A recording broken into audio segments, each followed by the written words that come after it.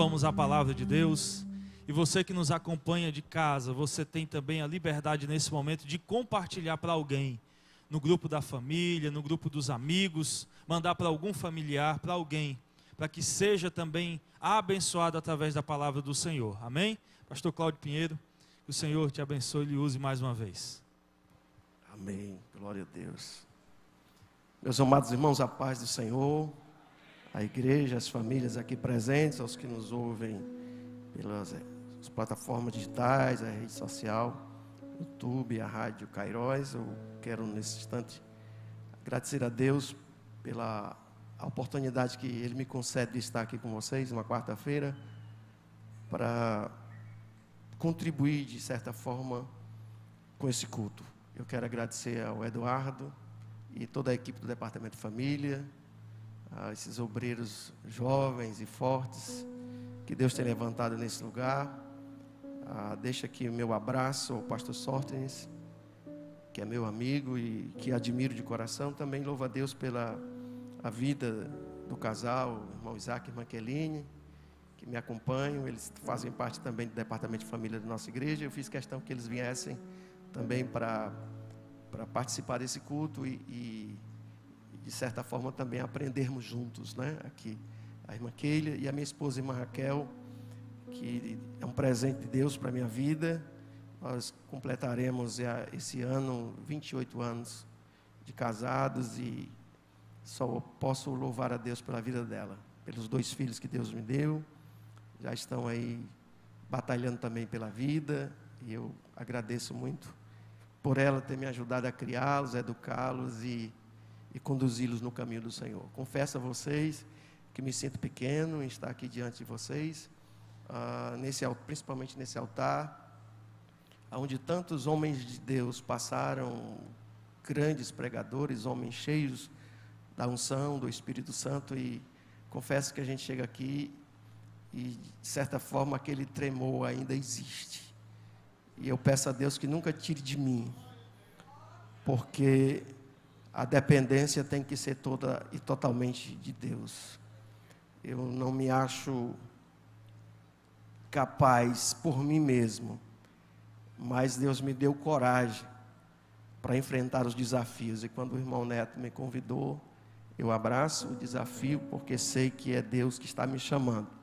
Então eu não estou aqui porque queira eu estar aqui. Louvo a Deus pela sua vida, Léo, meu irmão, amigão, né?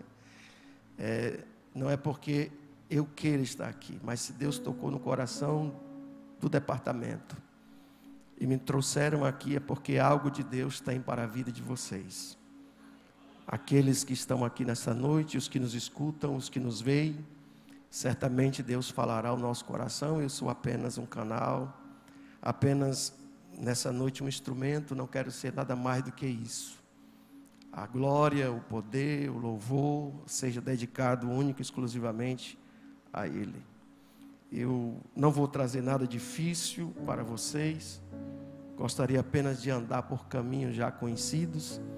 Também não tenho uma linguagem difícil. Eu creio que a finalidade é que eu possa falar e você entender o que eu falo, e que o Espírito de Deus possa edificar a sua vida.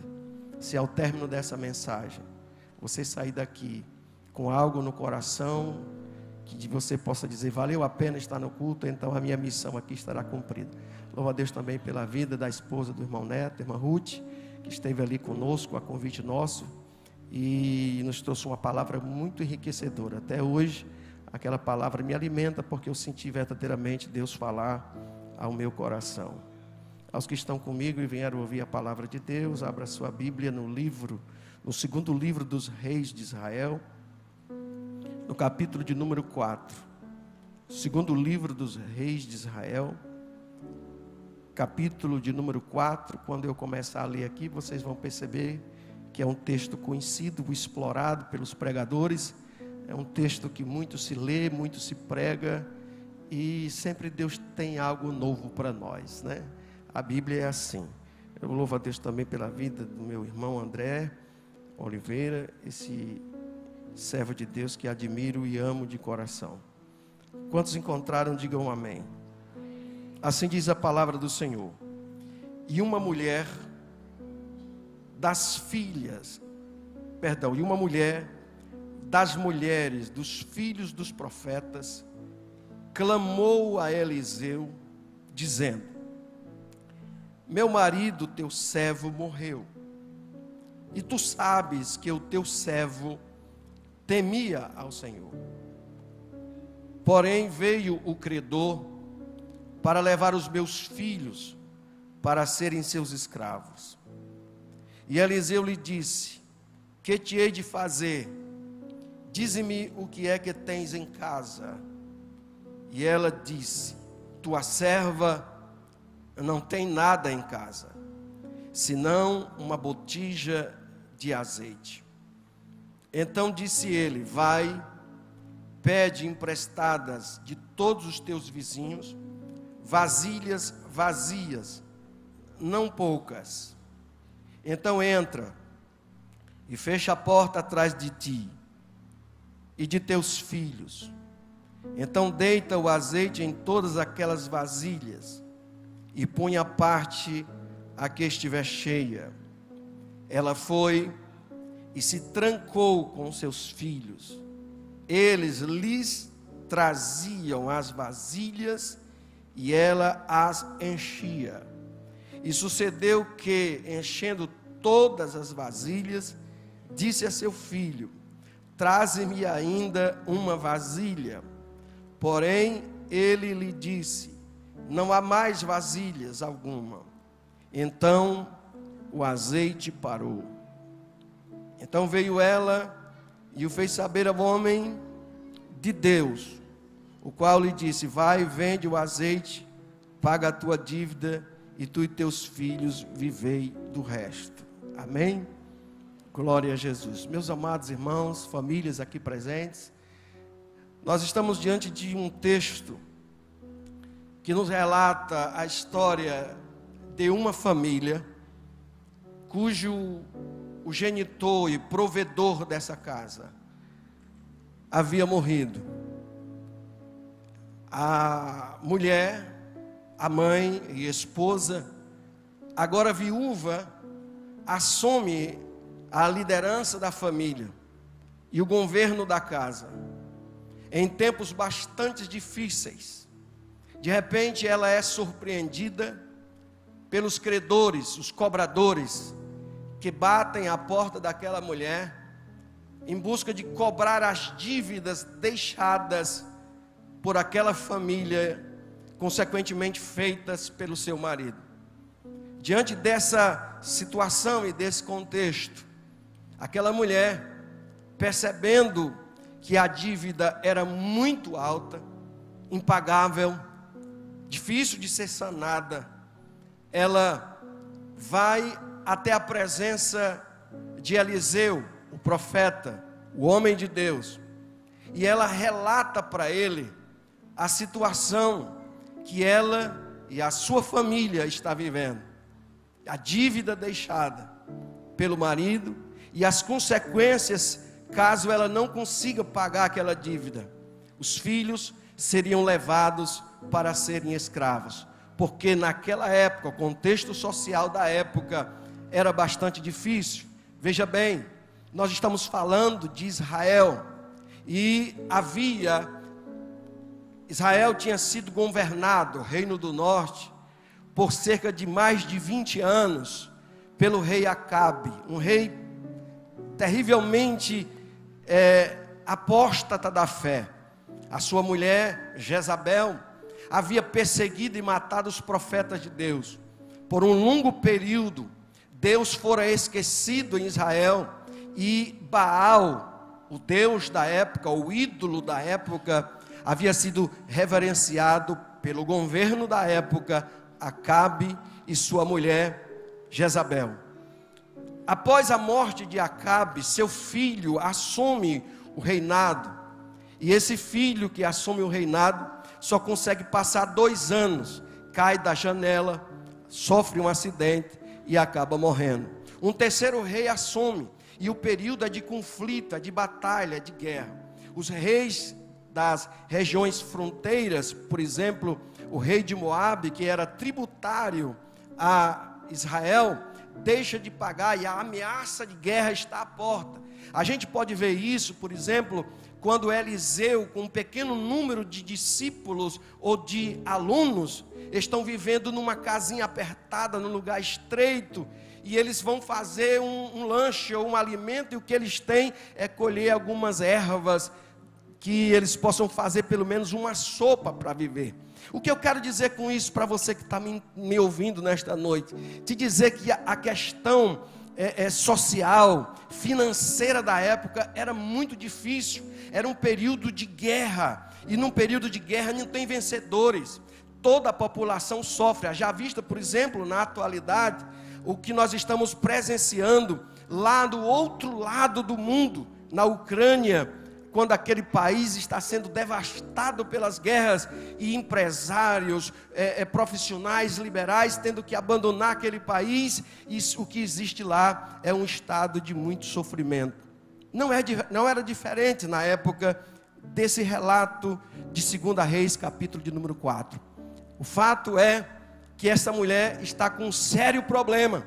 Ela tem uma dívida, e a dívida é muito alta, e como ela não poderia pagar a dívida, a lei da época dizia que a pessoa teria que trabalhar para pagar a dívida.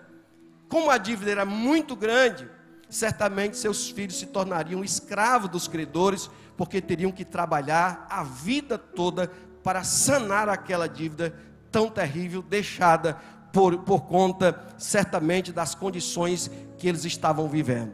Mas eu gostaria de te chamar a atenção agora, exatamente para esse ponto. Essa mulher é inteligente. Eu olho para essa mulher e passo a admirar essa mulher, que também se torna o chefe daquela casa, daquela família, diante de uma situação difícil de se resolver. E quando ela olha e não vê como resolver o problema, ela se lembra do homem de Deus. Ela vai bater na porta certa, porque Eliseu, ao ser chamado homem de Deus, aí eu quero aqui que você entenda, vem comigo nessa noite, porque hoje muitas pessoas dizem, fulano, homem de Deus, homem de Deus, homem de Deus. Só que esse homem de Deus aqui era o homem que Deus falava por ele. Era um profeta dentro do centro da vontade de Deus. Hoje nós estamos vivendo um cenário de muitas profetadas, mas não era assim. O profeta que profetizasse alguma coisa e não se cumprisse, morria. Então, quem era louco de profetizar alguma coisa e dizer que era homem de Deus sem ser homem de Deus? Mas Eliseu, quando abria a boca, Deus cumpria. Aquele homem havia estado com um dos maiores profetas bíblicos, Elias. Eliseu era aquele que deitava água, ou seja, quando Elias ia lavar as mãos, era ele que colocava água nas mãos do maior profeta que a Bíblia registra. Tanto este homem era grande, como Jesus. Compararam os milagres, a grandeza de Jesus com Elias. Quando olhavam para Jesus, diziam, Jesus só pode ser Elias ressuscitado. Tamanha era a graça de Deus na vida de Elias. Eliseu havia estado com Elias.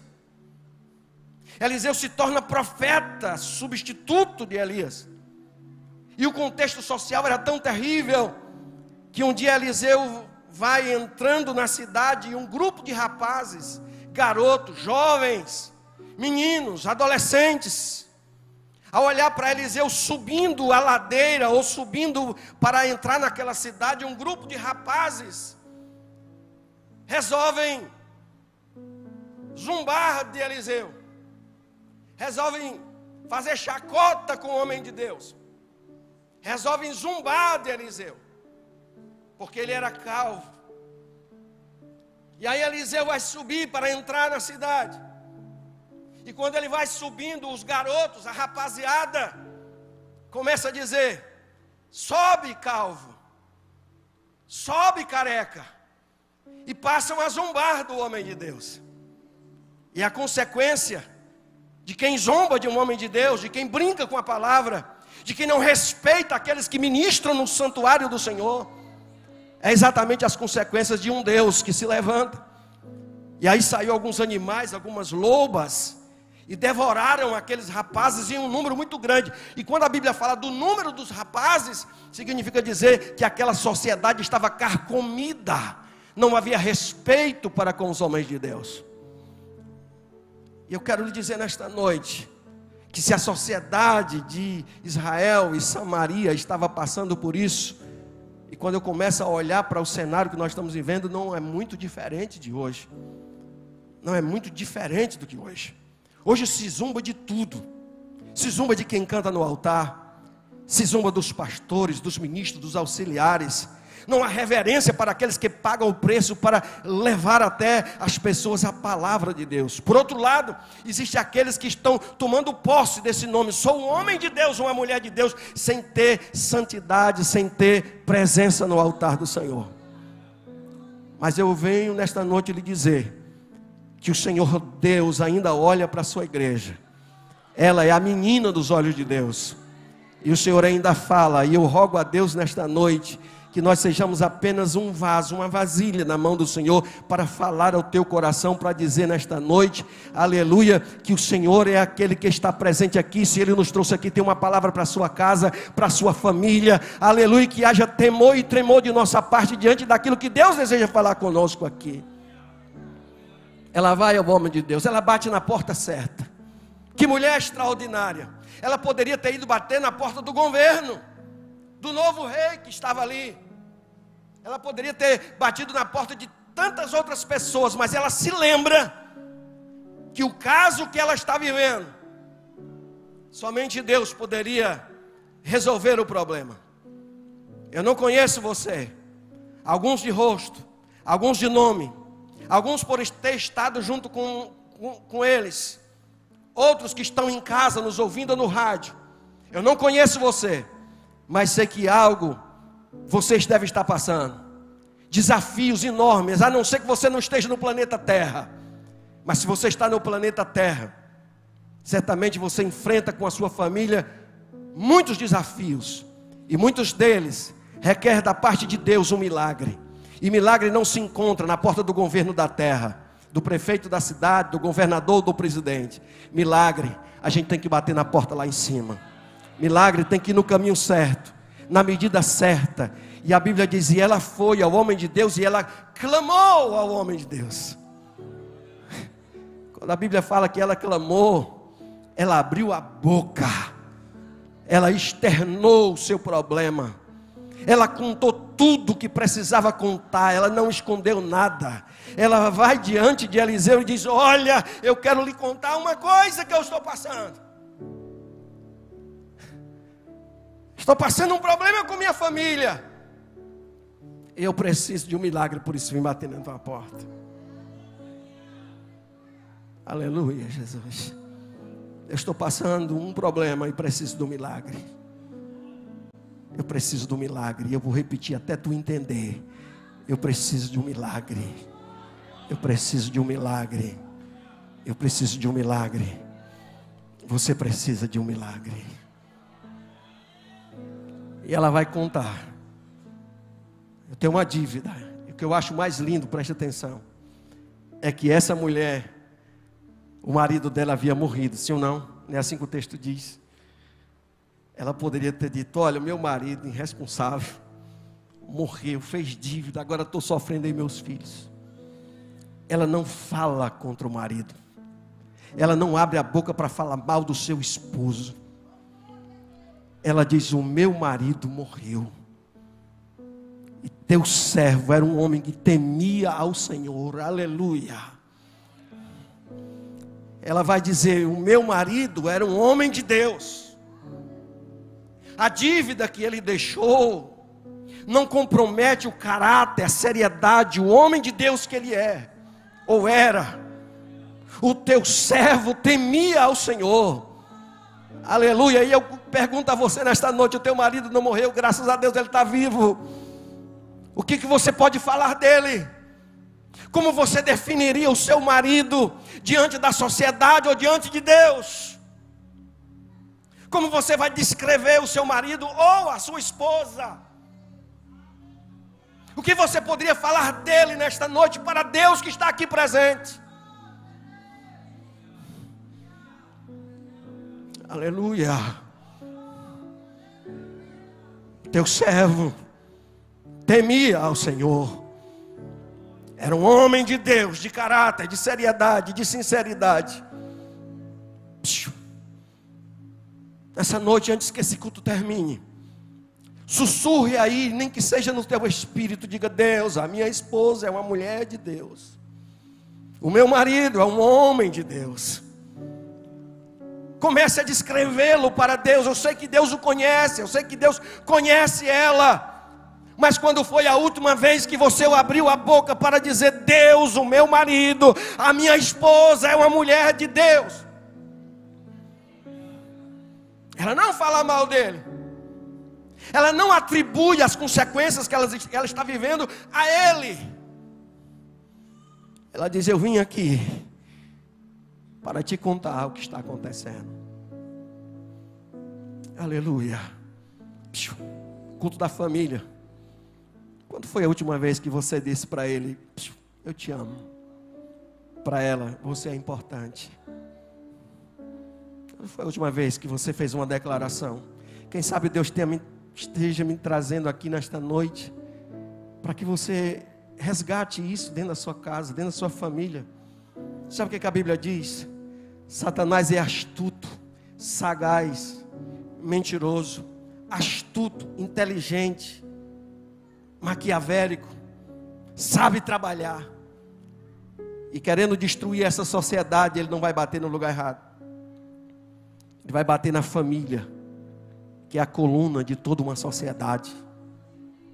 E a sua família, a minha família não é diferente. A gente sente as pancadas todo dia.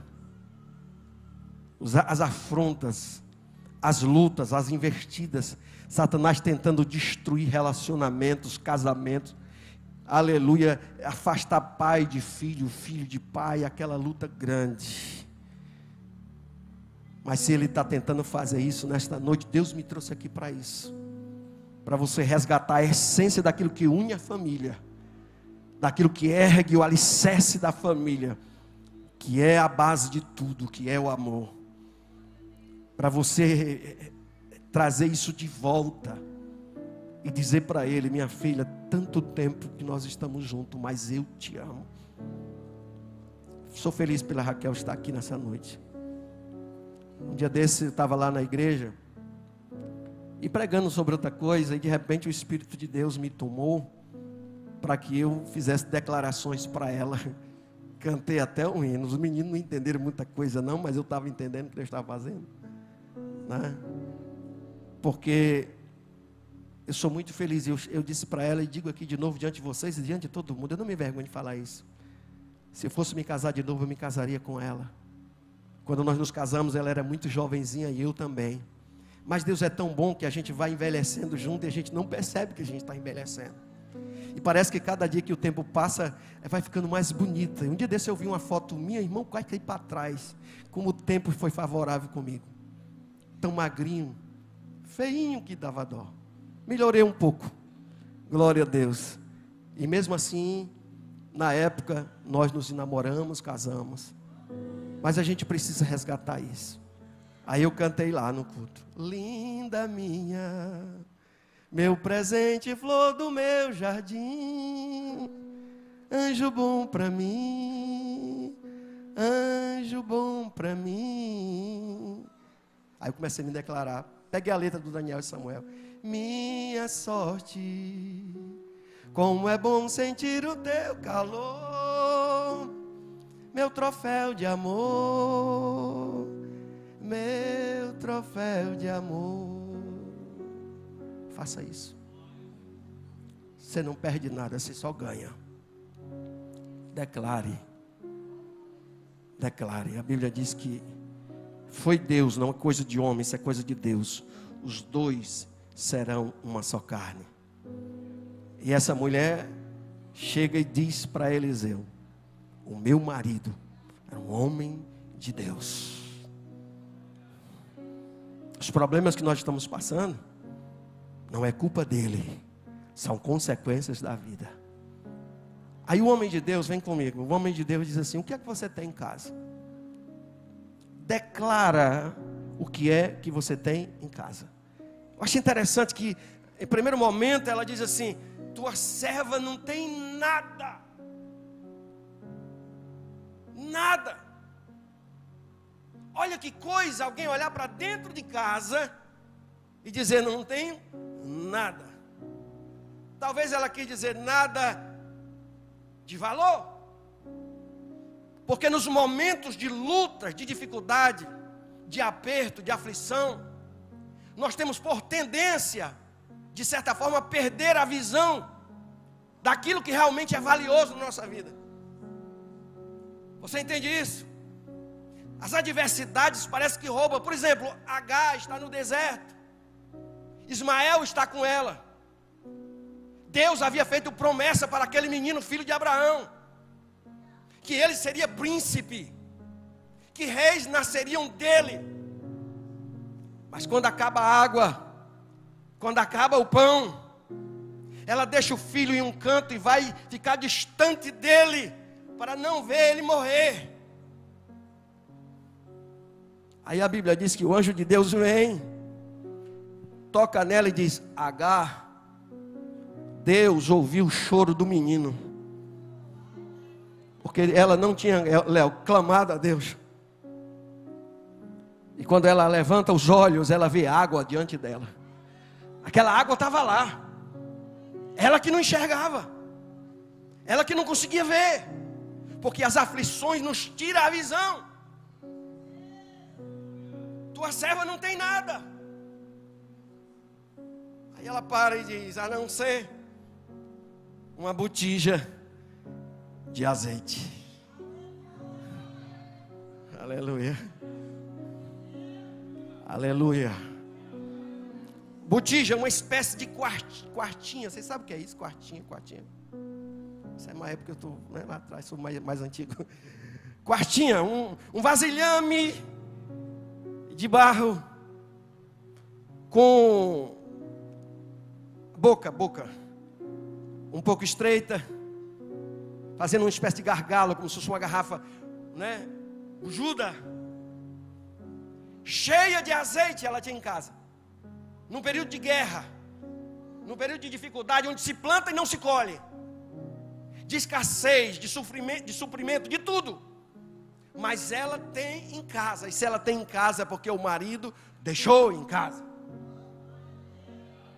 Uma botija cheia de azeite. Aí Eliseu, como homem de Deus, com visão que tem, diz: faz o seguinte, volta lá e sai na vizinhança e arruma vasos emprestados, não poucos, arruma muitos, quantos você puder. Vasos, botija, vasos. Há uma diferença entre botija e vaso. Cântaro. Enquanto um cântaro tem duas rasas, os vasos podem ser de qualquer tamanho. Pode ser uma bacia, pode ser um pote, pode ser um jarro. É evidente que ele diz vasos, vasilhas. Eu não estou querendo aqui racionalizar o milagre de Deus, não. Só estou querendo lhe dizer que ela tinha riqueza em casa e ela não estava conseguindo enxergar a riqueza que tinha, por conta da luta, do problema que ela estava passando. Pega esses vasos, chega dentro da tua casa, fecha a porta atrás de ti e de teus filhos, e pega o azeite que está na botija e vai colocando dentro dos vasos. Preste atenção, uma recomendação que Deus está falando com aquela mulher. A luta está grande, tá, pastor Cláudio? A situação é difícil, com certeza. O casamento está levando pancada todo dia. A família, muito mais.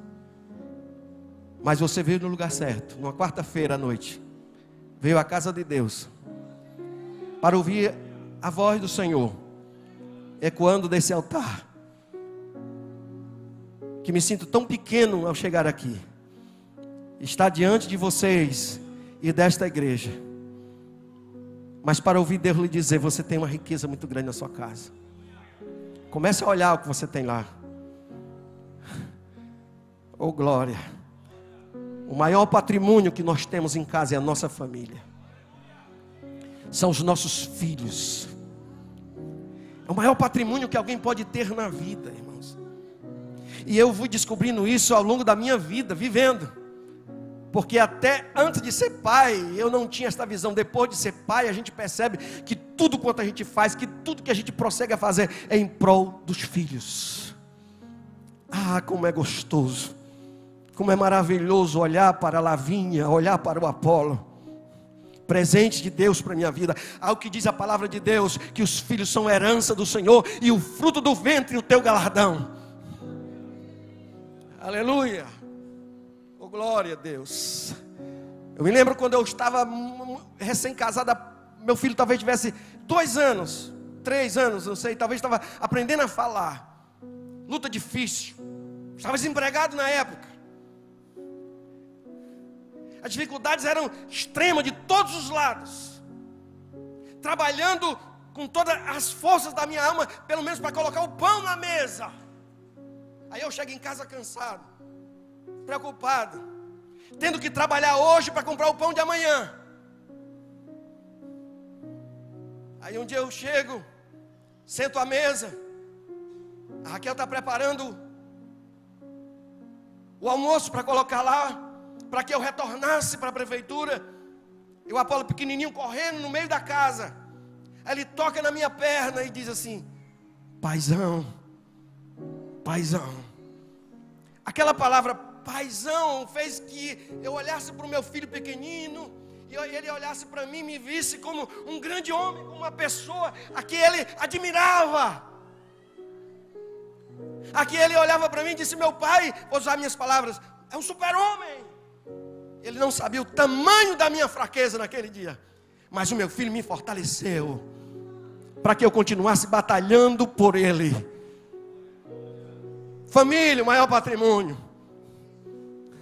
Os filhos, herança de Deus para nós. Está escrito no livro dos Salmos, e essa palavra aqui não é minha, eu ouvi um pregador falando. Bem-aventurado o homem, está na Bíblia, que enche dele a sua aljava, a bolsa de couro que se coloca atrás, nas costas do guerreiro. Aí ele diz: sabe por que coloca nas costas? Porque os filhos a gente tem que carregar, a gente tem que conduzir, a gente tem que direcionar. Você tem uma riqueza na sua casa, você tem uma riqueza dentro do seu lar. Que adianta ter tantas riquezas e uma família destruída? A mulher vai para casa, e a recomendação de Deus e o fechamento dessa palavra é essa: minha senhora, vai em casa, reúna os teus filhos e sai na vizinhança. Eliseu torna aquela mulher uma empreendedora, uma inteligência extraordinária. Eliseu consegue vasilhas vazias. Significa que aquelas vasilhas haviam sido usadas, estavam lá. Se estava vazia, porque aquela pessoa não estava usando. Pede emprestado, e ela sai com os filhos nas casas, na vizinhança. E aquela mulher tinha amigos e amigas. Aquela mulher certamente era uma boa vizinha. E eu te questiono nesta noite, não fique com raiva de mim. Você é? Às vezes a gente sai para pregar quilômetros de distância e esquece de pregar quem está do lado. E ela consegue muitas vasilhas. Entra em casa, ela e os filhos, batendo nas portas. Ô senhor, você pode me arrumar aí um vaso? Se eu tenho algum vaso aí que o senhor não está usando, vaso vazio, porque mãe está precisando lá, a gente tem um negócio para resolver. Até meu filho, pega aqui para levar. Os meninos começam a trabalhar, ajudar a mãe, para resolver e sanar a dívida da família. Desculpa eu dizer isso e ser muito sincero nesta noite. Eu não vim aqui também no intuito de te agradar. Eu vim aqui para falar o que Deus mandou eu falar. Nós estamos vivendo um cenário pós-moderno de pais fracos, criando filhos débeis, porque nós não estamos ensinando nossos filhos a batalharem pela vida. É mais ou menos isso que acontece. A mãe se levanta cedo, guerreira, porque ela ainda é da outra geração. E a filha e o filho dormindo, celular, até tarde, meio-dia, vai se levantar, não ajuda a mãe em nada. Você está destruindo sua família, você está destruindo seus filhos. Ensina o menino no caminho que deve andar, e quando ele crescer não vai se esquecer dele. Ensina a criança a trabalhar. A sociedade hoje diz, não pode trabalhar. Deus diz, ensina o menino. Se você ensina, você vai com certeza gerar vida no coração da tua filha e do teu filho. Os meninos vão trabalhar. Eu não tenho vergonha de falar essas coisas, não me envergonho. Eu sou de família muito humilde, muito simples. Meu pai era agricultor e alfaiate, minha mãe doméstica. E a gente tinha que correr atrás mesmo, irmão, de lutar pela vida. Nada, olha, Raquel disse isso, essa palavra foi ela que me falou. Ele disse, meu filho, nada cai do céu. A única coisa que caiu do céu foi Satanás e nunca mais subiu para lá. Deus abençoa a gente. E lá em casa a gente saía para batalhar pela vida. Faz isso com teu filho. Tudo que é dado com muita facilidade a gente não valoriza, mas aquilo que a gente soa para conseguir, a gente valoriza. Olha a mãe trabalhando, tem uma dívida. A mãe está trabalhando e os meninos também, batendo em cada porta.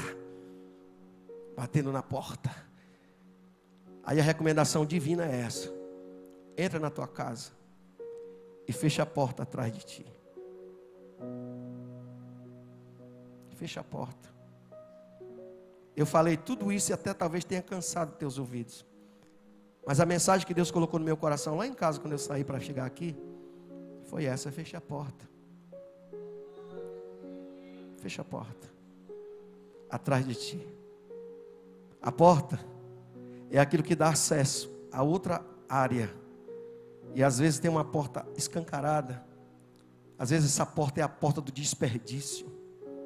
Às vezes essa porta que já está exatamente causando dano dentro da tua casa, da tua família, é a porta da indolência. Deus está me dizendo para ti, fecha a porta. Fecha a porta para tu ter intimidade com Deus. Fecha a porta para tu poder conversar com Deus. Ah, que saudade daqueles tempos em que havia o culto doméstico. Foi lá no culto doméstico que eu aprendi a dobrar os joelhos pela primeira vez e orar. E eu não sabia orar. Eu tinha vergonha de orar. A minha irmã mais velha, Elielda, dizia assim: dobra o joelho aí, vamos orar. Levanta a voz, começa a orar. Eu digo: como é que eu oro? Vai falando aí. Fala o quê? Diz para Deus abençoar o pai, a mãe, os irmãos. E aí eu comecei a abrir minha boca, comecei a orar em voz alta. Fecha a porta. A porta daquilo que está amargurando tua alma. A porta daquilo que está te afastando do teu esposo, da tua esposa. A porta daquilo que está te afastando dos teus filhos. A porta.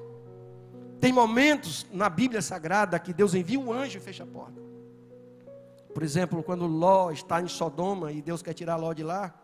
E aquela sociedade toda carcomida pelo pecado tenta invadir a casa de Ló. Aí o anjo chega, coloca Ló para de trás dele, fecha a porta e cega toda aquela sociedade para que eles não achassem a porta da casa de Ló. Mas Jesus nos dá a recomendação, Mateus 6:6. Ele diz: tu, quando fores orar no secreto, na intimidade com Deus, entre no teu quarto e fecha a porta, porque eu quero falar contigo. Fecha a porta. Eu não sei qual é a porta que está aberta, destruindo vidas. Quem sabe, eu rogo a Deus que não seja aqui, ou alguém que esteja ouvindo lá, me assistindo, ou vai assistir, porque isso fica gravado, que você possa nesta noite guardar esta palavra em nome de Jesus.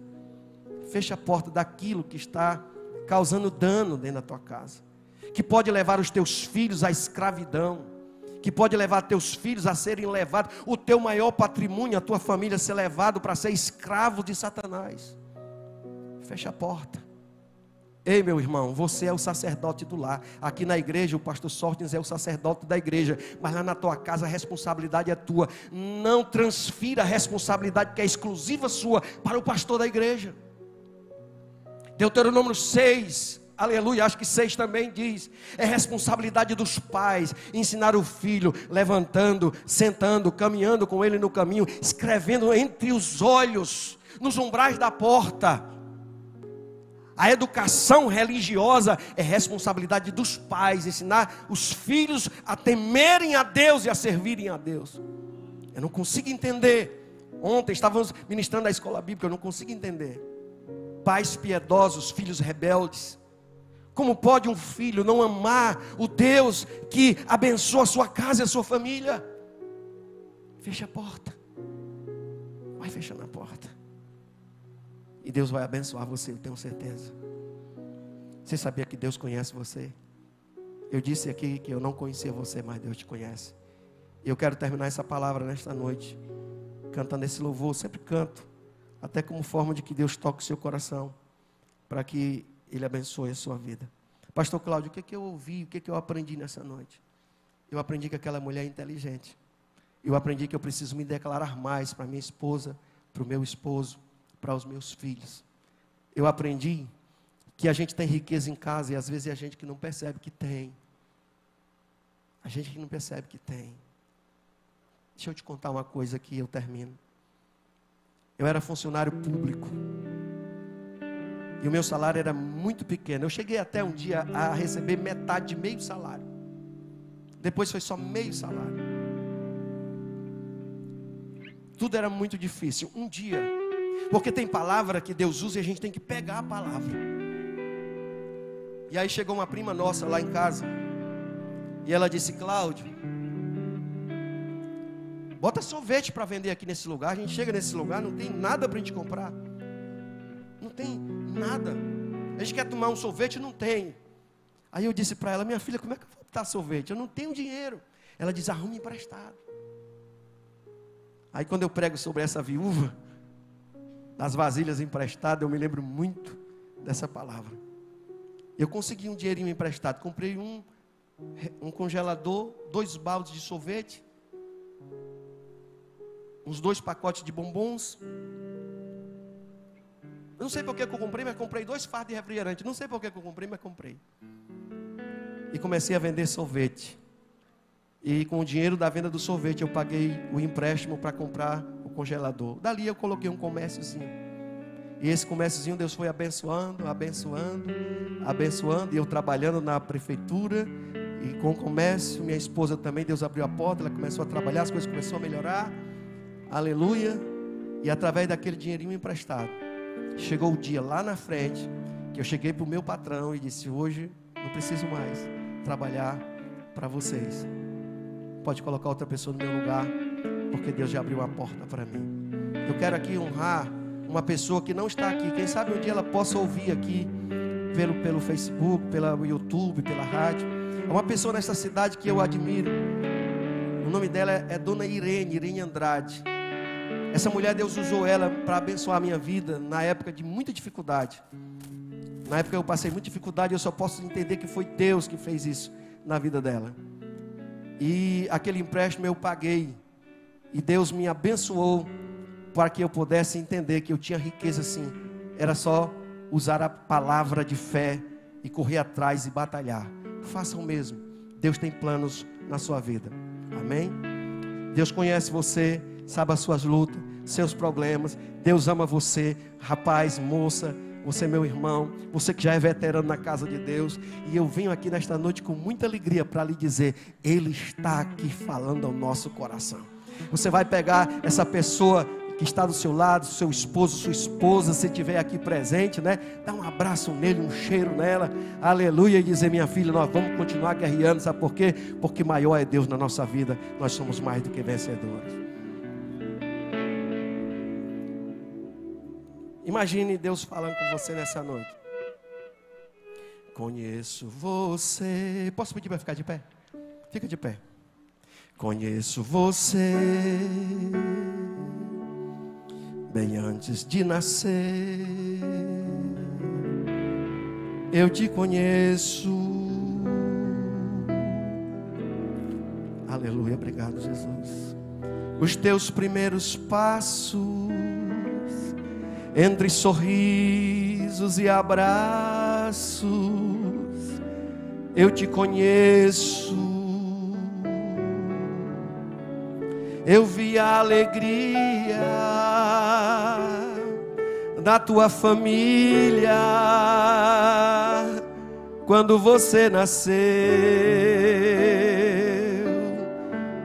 Vi com felicidade as dificuldades dos primeiros passos que você deu. Olha Deus falando contigo. Eu te conheço bem melhor do que você. Eu te conheço. Tua vida acompanho com apreço. Filho meu, fica sabendo que eu te conheço.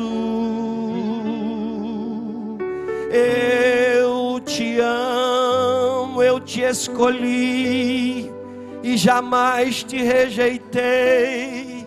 Entre tantos que eu vi, foi você a quem chamei, filho querido. Eu marquei esse encontro contigo para dizer que eu te conheço. Pastor Hernandes Dias Lopes, ele diz assim: eu consigo falar aos teus ouvidos, mas eu peço a Deus para falar ao teu coração. E Deus lhe trouxe nesta noite aqui para ir lá no profundo da tua alma, lá na tua intimidade, para dizer que você é querida de Deus. Você é um vencedor. Você tem um patrimônio, aleluia, nesta terra impagável, mas Deus pagou por você. Lembra de um dia, eu passei por isso, em imensa agonia, como você chorou. Estavas tão sozinho, eu, em um estreito caminho. Ah, como você chorou. Ninguém ficou contigo. Fui eu, teu amigo, quando a amargura tomou teu ser. Fui teu pai, teu amigo, tua família, teu abrigo. Por isso eu conheço você. Sinta a presença dele nesta noite. Eu te conheço bem melhor do que você. Eu te conheço. Tua vida acompanho com apreço. Filho meu, fica sabendo que eu te conheço.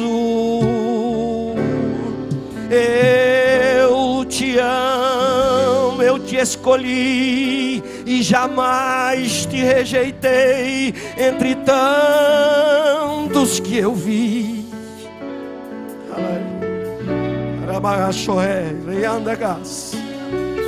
você a quem chamei, filho querido. Ai, Jesus amado, Deus conhece você, e a aflição que você passa, Ele está vendo. Aleluia. E a tua dívida diante desta sociedade, Deus já pagou. E quando você chega lá no Calvário, olha para lá, tem um escrito lá, que Jesus ao descer de lá deixou: ela não deve nada a ninguém. Ele pagou a nossa dívida. Ao deitar o óleo sobre aquelas vasilhas, óleo na representação do Espírito Santo de Deus, Ele estava derramando sobre nós vasos vazios, vasilhas vazias, o seu Santo Espírito. Ei, meu irmão, o que você vê aqui é um vaso de barro, cuja excelência é do Espírito Santo de Deus. Deus está também em você. Ele está dentro do teu coração, na tua alma, na tua vida. Eu não estou aqui para sensibilizar você ou emocionar você. Ou você sente ou você não sente. E se você está sentindo isso nesta noite, pega na mão de Jesus, dá um abraço nele, um cheiro nele. Diz: obrigado, Jesus, por me conhecer. Minhas fraquezas, meus problemas, minhas lutas. Todas as vezes que eu caio, Ele me estende a mão e diz: meu filho, te levanta. Eu estou aqui. Ele chega para você e leva a gente nesse momento de dificuldade. Eu sei disso. Não se canse comigo nesta noite, mas me permita eu contar as minhas experiências. Aleluia, porque Jesus disse: vós sereis minhas testemunhas. Então eu estou aqui para testemunhar aquilo que Ele fez na minha vida. Quando Raquel engravidou, nosso segundo ano de casado, que eu fiquei desempregado, e que eu olhava para ela novinha, grávida, a criança prestes a nascer e eu desempregado. Eu estava triste lá em casa, eu não sabia o que fazer. Chegou um homem de Deus na minha casa, parou o carro perto da minha casa, em frente, e disse: irmão Cláudio, o senhor está bem? E como todo mundo diz, eu também disse: tudo bem, está bem. Mas Deus conhece o coração da gente. Aquele homem disse de novo: irmão Cláudio, o senhor está bem? E eu disse: estou bem.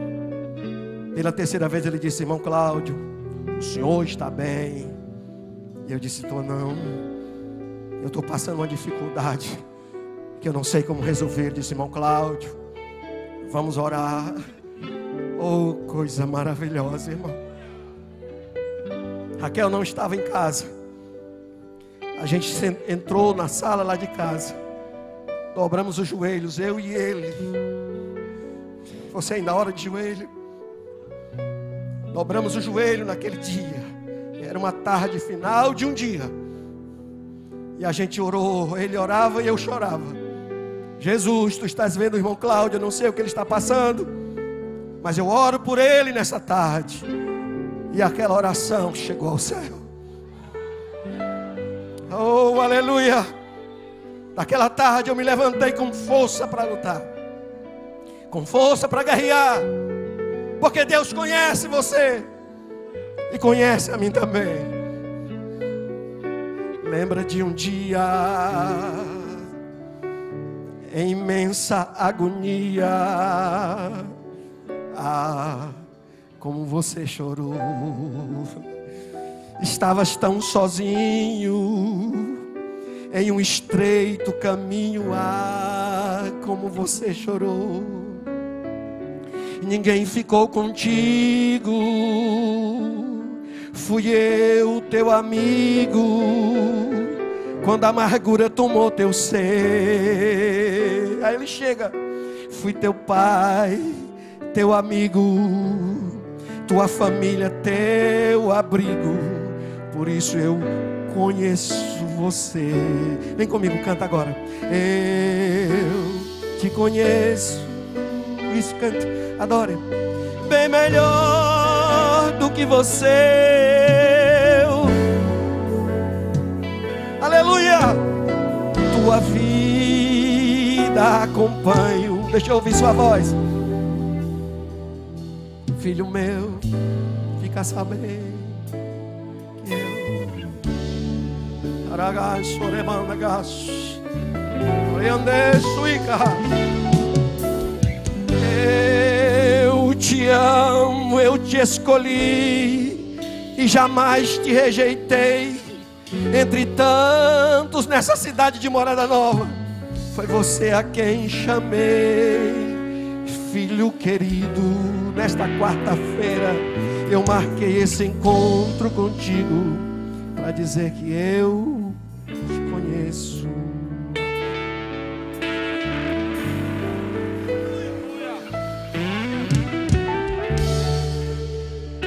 Louvado seja o nome